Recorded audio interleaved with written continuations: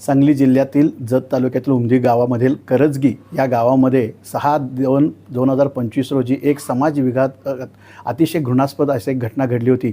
4 वर्षाच्या एक बालिकावर 45 वर्षाच्या धडधाकट पुरुषाने अत्याचार करून तिच्यावर बलात्कार करून खून केला होता। त्याचं नाव म्हणजे पांडुरंग सोमण्णा कळली। त्याच्या विरुद्ध पोलिसांनी तपास करून 18/2/2025 रोजी 13 दिवसात दोषारोपपत्र दाखल केलं होतं आणि त्याचा निकाल आज रोजी झाला।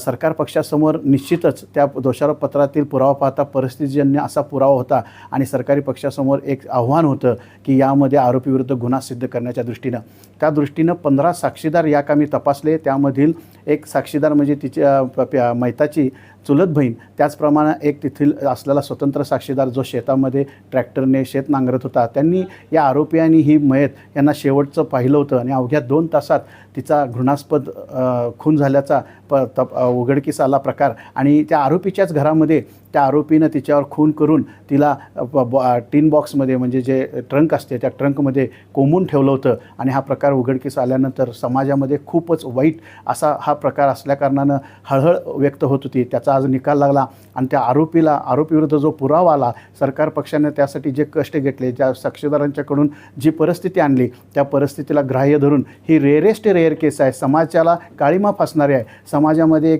एक विचित्र असा संदेश देणारी घटना होती आणि त्याला एकमेव शिक्षा होती ती म्हणजे फाशी। आणि ती समाजाची जी मागणी होती फाशी व्हावी ती माननीय पोक्सोचे जे न्यायाधीश आहेत श्रीमती मोहंती मॅडम यांनी या सर्व पुराव्याचा अवलोकन करून सरकार पक्षाचा युक्तिवाद ग्राह्य धरून आरोपीस आज रोजी फाशीची शिक्षा सुनावलेली आहे आणि समाजामध्ये एक चांगला संदेश या निकालामार्फत गेलेला आहे।